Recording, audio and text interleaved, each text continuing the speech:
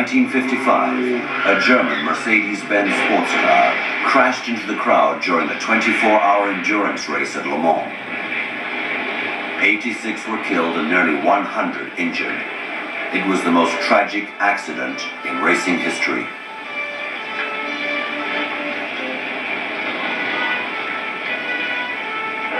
Mercedes-Benz then called an end to all car racing and refused to participate ever again in Grand Prix competition.